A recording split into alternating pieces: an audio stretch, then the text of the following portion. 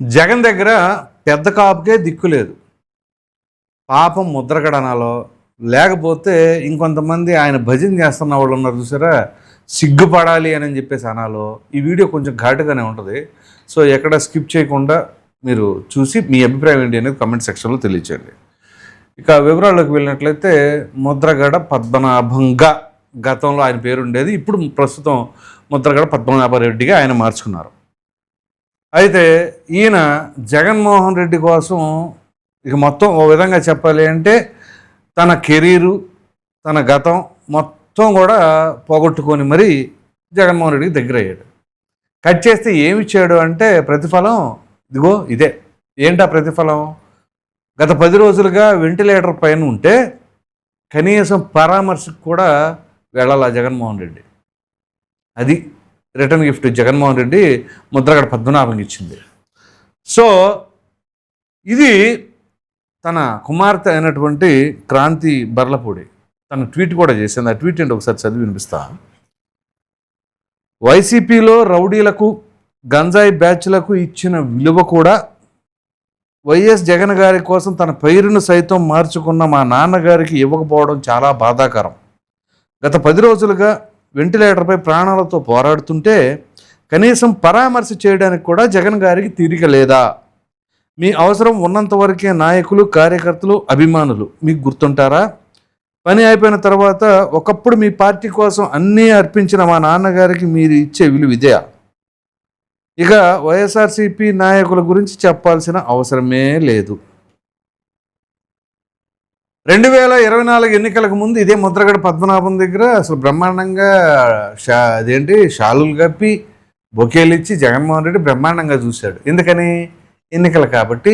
ముద్రగడ పద్మనాభం అనే వ్యక్తి కాపు పెద్ద కాబట్టి ఇంకేముంది, కాపులందరూ ఓట్లు మనకు వచ్చేస్తే గంప గుర్తుగా అనే ఉద్దేశంతో, ఆ స్వార్థంతో ఈ రకంగా జగన్మోహన్ రెడ్డి చేశారు అని చెప్పేసి తన కుమార్తె ప్రశ్నిస్తూ ఉంది. అదే ముద్రగడ పద్మనాభం ఎన్నికలకు ముందు శపథాలు చేశాడు పవన్ కళ్యాణ్ ఉద్దేశించి. జగన్మోహన్ రెడ్డిని ఓడించిన, లేకపోతే తను ఓడిపోయిన, ఇట్లా అన్ని శపథాలు చేసి నేను పేరు మార్చుకుంటానన్నాడు. ఎన్నికల ఫలితాలు చూసిన తర్వాత పేరు మార్చేసుకున్నాడు. ఇక్కడ విచిత్రం ఏంటో చెప్పమంటారా? జగన్మోహన్ రెడ్డి సర్టిఫికేట్లోనేమో కాపు అని ఉంటుంది కమ్యూనిటీ దగ్గర. ఇక్కడ కాపుగా ఉన్నటువంటి ముద్రగడ పద్మనాభం రెడ్డిగా మార్చుకున్నాడు. ఇది పరిస్థితి. సరే, అంటే సాధారణంగా రాయలసీమలో ఎలా ఉంటుంది అంటే రెడ్డి అనే కమ్యూనిటీ ఉండదు, ఆ కమ్యూనిటీ కాలంలో కాపు అనే ఉంటుంది అని చెప్పేసి పలు సందర్భాలు అన్నారు. ఇది ఒక సీనియర్ నాయకుడు ఒక డిబేట్లో చెప్తున్నప్పుడు నేను విన్నాను అనమాట. అన్నట్టు గుర్తు, నాకు బాగా గుర్తులేదు, గుర్తు కూడా కాదు, బాగా గుర్తు. జగన్మోహన్ రెడ్డి సర్టిఫికేట్స్లో కూడా కమ్యూనిటీ దగ్గర కాపు అని ఉంటుంది అని, అంటే రాయలసీమలో కాపు అని అంటే రెడ్డి అని. సరే, ఎనీహో అది పరిస్థితి. ఇది ఇచ్చిన గిఫ్ట్ ఏంటి అంటే పరామర్శకు కూడా నోచుకోవాలి. సాధారణంగా రాజకీయాలకు అతీతంగా ఎవరికి ఒంట్లో బాగోపోయినా ఓ ప్రసిద్ధిగాంచిన నాయకుడి దగ్గరికి ఆటోమేటిక్గా వెళ్తారు. రాజకీయపరమైన వైరుధ్యాలు ఉన్నా సరే ఆ క్షణంలో మాత్రం ఖచ్చితంగా మానవతా విలువలు అనేవి ఉంటాయి. మరి జగన్మోహన్ రెడ్డి ఎందుకు వెళ్ళలేదు ఏంటి అంటే, జగన్మోహన్ రెడ్డి వెళ్తే ఆశ్చర్యపడాలి కానీ వెళ్ళకపోతే ఆశ్చర్యపడేది ఏంటి అని కూడా చాలామంది అభిప్రాయపడుతూ ఉన్నారు. ఇది ఇలా ఉంటే కాపుల కోసం ఏదో ఉద్ధరిస్తున్నాం, మేమేదో ఎరగదీసేస్తున్నాం, ఎరగబొడిచేస్తున్నాం అన్నట్టుగా ఇది ఆ సాయికృష్ణ, ఆ రౌడీ షీటర్ సాయికృష్ణ ఎపిసోడ్లో వీళ్ళు చేసిన రాద్ధాంతం అంతా ఇంత కాదు. అందులో ఈ కాపు టైగర్ ఉన్నాడు కదా, అంబటి రాంబాబు, ఆయన అయితే ఇంకా గట్టిగా భుజాన్ని వేసుకొని మామూలుగా చేయలే, ఇప్పటికీ వేసుకొని ఉన్నారు మన భుజానే. అయితే ఆ బాధిత కుటుంబాల గురించి మరేం మాట్లాడుతున్నా. ఈయన బాధితుడు, సాయికృష్ణ కుటుంబీకులు బాధితులే. సాయికృష్ణ ద్వారా బాధిత కాబడ్డ వాళ్ళ గురించి మరి అంబటి రాంబాబు ఏం చెప్తాడంటే ఇప్పటివరకు నోరు తెరవాల. సరే, ఇది అలా ఉంచండి, అది సపరేట్ కేసు కదా.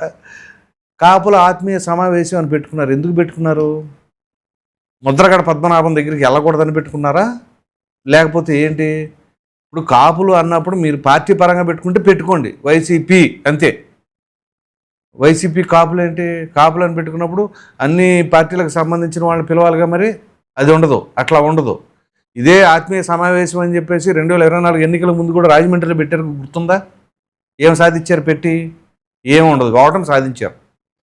సో మరి ఒక కాపు కుర్రవాడికి ఇబ్బంది కలిగింది అని చెప్పేసి ఒక రౌడీ షీటర్ పట్ల చూపించిన ప్రేమ, మీ పార్టీ కోసం పాటుపడి ఆ పార్టీ కోసం చివరికి ఓటమి పాలైందని పేరు మార్చుకున్న వ్యక్తికి ఇచ్చే విలువ ఇదా?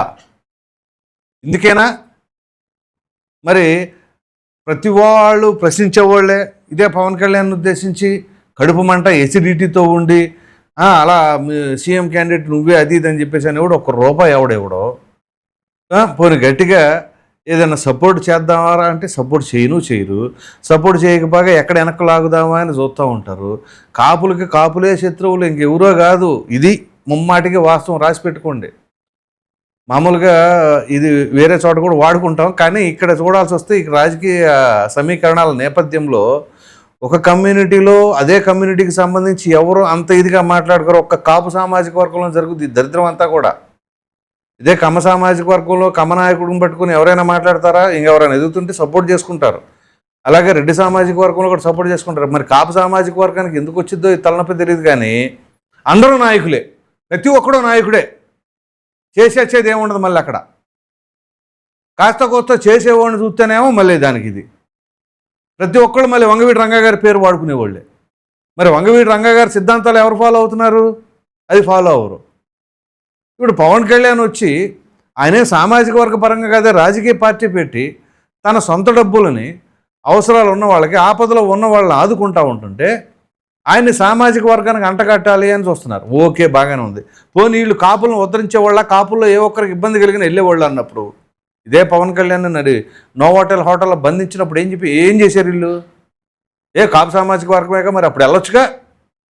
అప్పుడు కుదరదు. ఆయన మాత్రం కాపు కాదు, ఎవరు పవన్ కళ్యాణ్ అనే వ్యక్తి. ఇక్కడ మాత్రం ఎవరైనా రౌడీ షీటర్గా జరిగితే మాత్రం కాపులే. నిజంగా మీరు కాపుల పట్ల అంత చిత్తశుద్ధి ఉంటే కాపుల కోసం పోరాడండి, పార్టీల కోసం పోరాడమాకండి. మీరు రాజకీయాలు చేయదలుచుకున్నప్పుడు అన్ని సామాజిక వర్గాలతో కలిసి పోరాడండి. లేదు ఒక సామాజిక వర్గం కోసం పోరాడుతున్నప్పుడు రాజకీయాలు వదిలేసేయండి. మాకు అది కావాలి ఇది కావాలంటే ఎట్లా కుదురుతుంది? కుదరదు. మీకు అన్ని వర్గాల ఓట్లు కావాలి అని అనుకున్నప్పుడు రాజకీయాల్లో ఉండండి, సామాజిక వర్గాల జోలికి వెళ్ళమాకండి. ఈ సందర్భంగా మీకు ఆ విషయం గుర్తు చేస్తా.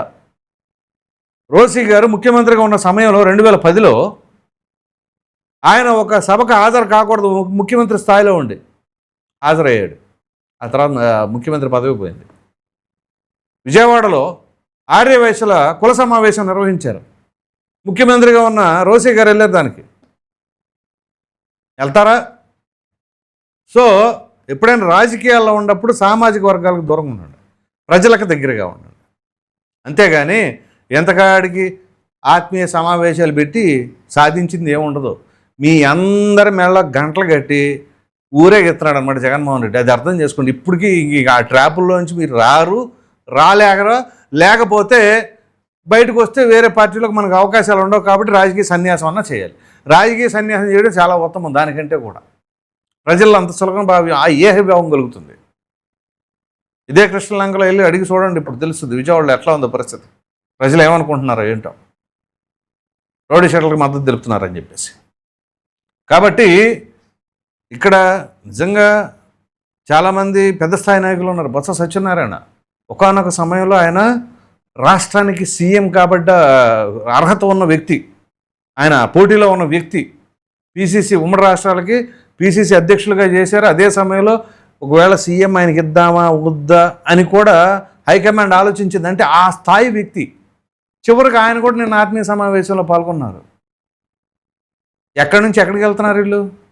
ఆ స్థాయి నుంచి అందరివాడు నుంచి కొందరివాడిగా మారిపోతున్నారు వీళ్ళు. సో మీ స్థాయిని మీరు తగ్గించుకుంటున్నారు. అలా తగ్గించుకుంటే దానివల్ల ఏం ఉపయోగం? అది ఆలోచించుకోండి. ఒక సామాజిక వర్గం కోసం ఉన్నావా మనం, లేదు ప్రజలందరి కోసం ఉన్నావా? అన్ని పార్టీల వాళ్ళు ఇది ఆలోచించుకోవాలి. సామాజిక వర్గాల పరంగా ఆలోచిస్తే కేవలం ఆ సామాజిక వర్గానికి సంబంధించిన నాయకుడిగా ఉండండి, అంతవరకే పోరాడండి. రాజకీయాల్లోకి రామాకండి. రాజకీయ పార్టీలు నిలదీయండి, మీ డిమాండ్లు ఏంటో ప్రశ్నించండి. అంతేగాని మేము ఇటు సామాజిక వర్గం నెత్తి మీద వేసుకుంటాం, ఇటు ప్రజా జీవితంలో ఉంటామంటే ప్రజలు యాక్సెప్ట్ చేయరు, గెలవడానికి ఆస్కారం ఉండదు. అది పరిస్థితి. సో జగన్మోహన్ రెడ్డి ఆడుతున్న నాటకాల్లో వీళ్ళందరూ బలిపశువులుగా మారుతున్నారని చెప్పేసి కూడా రాజకీయ విశ్లేషకులు అభిప్రాయపడుతున్నారు. మరి మీరేమనుకుంటున్నారు అనే అభిప్రాయాన్ని కామెంట్ సెక్షన్లో తప్పకుండా తెలియజేయండి. Thank you.